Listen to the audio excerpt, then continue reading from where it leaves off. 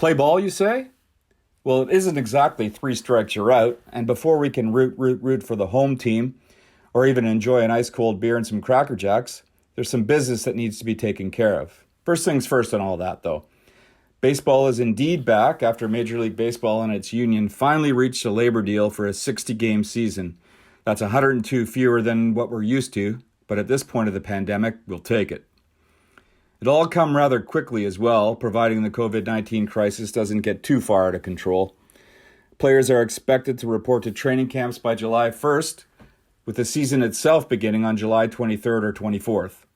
And for now anyway, most of MLB's 30 teams will play at their home stadiums, with one notable northern team as the possible exception to this. Yes, the Blue Jays would love to play at their home Rogers Centre in downtown Toronto, but given the closed border and quarantine restrictions here, that's still a long shot, especially for opening day. More than likely, the Jays will begin at their spring training home in Dunedin, Florida. And yeah, that's the same Florida that many days seems to be the heart of the virus. Jays management is currently lobbying the Canadian government to get those rules relaxed, but we'll see how that all works out. Now to more of the stuff that we do know. The Jays will be in a 10-team division with their 4 traditional rivals from the American League East and the 5 teams from the National League East. Baseball has changed its alignment to make travel easier on all, and that will certainly have a different feel for fans and players. And what about social distancing? All sorts of measures have been created, but our favorite is no spitting, no tobacco, no sunflower seeds, no nothing.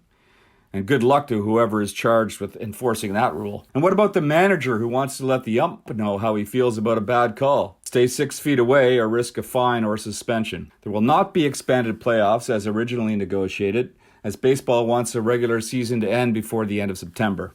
Fans will not be permitted in the stands, and perhaps no media or broadcasters as well.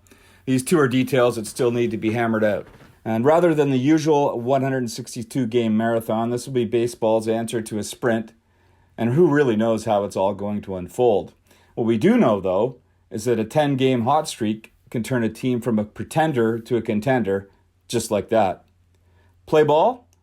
Sure, it's going to be different, but on behalf of sports fans starved for action, I say bring it on. For Post Media, I'm Rob Longley.